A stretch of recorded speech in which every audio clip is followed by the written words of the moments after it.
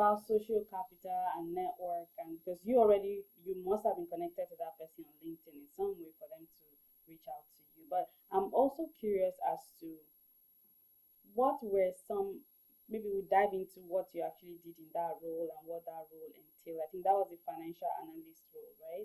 Yeah. So what were some skills that you already had while in school? Because now you didn't do any internships. I don't, you Yeah. didn't do any special courses or certifications that people do, but Yeah. somehow you were an ideal candidate for a financial analyst position right out of school. So tell us, what were those magic things that you had about you that made you successful in that role? Oh wow. Okay. Now success in that role was an entirely new journey. Like it was because as I mentioned, I was building myself along an entirely different path, right? And so having to switch and move into the corporate world, like yeah, so success in that role entirely different. But say getting into the role in the first place, right? Yeah, I didn't have any like certification or internship experience. So I think maybe for the fact that it was just like an entry level role, right? And maybe there was another call for like Covenant University graduates. Yeah, I And think the fact that you maybe. graduated with a first class, let's not forget Oh, that. okay. Yeah, yeah. I'm so sorry.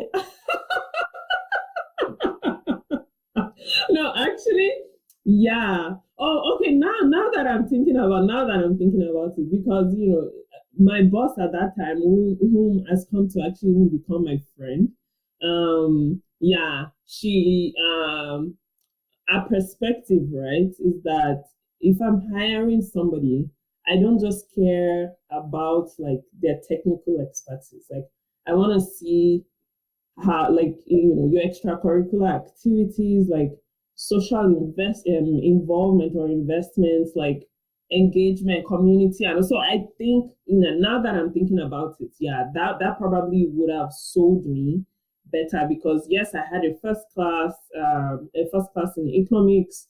I was part of the student leadership body like all through. We organized series of programs. Like I instituted like a welfare scheme for persons in Covenant University at that time who had like issues with monthly feeding.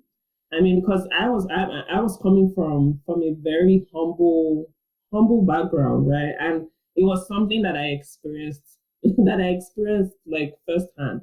So I knew that there had to be other people there who did not have the money to feed or eat like 3 square meals daily. So we connected with the alumni community in partnership with the dean of the student affairs and created that welfare scheme. So we had persons funding it, and every month, like we gave, I think about 10,000 to maybe 30 people. Like yeah, so I did that. Like there was another conference where we invited Tara. Was Ibuka Oshika there? We invited, some respectable persons like women just to advocate for, women to have a voice and to find your place in society. Yeah, so I now that I'm thinking about it, I think my involvement, like, so it wasn't just, oh, I was good, you know, technically, yeah, but even in terms of like social, which was what you were mentioning, in terms of social capital, right? So just being able to show that there was something extra. So yeah, now that I'm thinking about it, I feel like that actually gave me some form of leverage. Yeah, yeah, that gave me some form of leverage. But I'll never forget like the interview for that role. We were like 10, Let's and hold that there. I'm I gonna, should know that. yeah, hold Okay, that thought okay. there, because there's something you said that I find really interesting that I want to call out, to people that will be listening and watching us, and then we jump right into the interview because I'm really curious as to how you nailed that bit of it.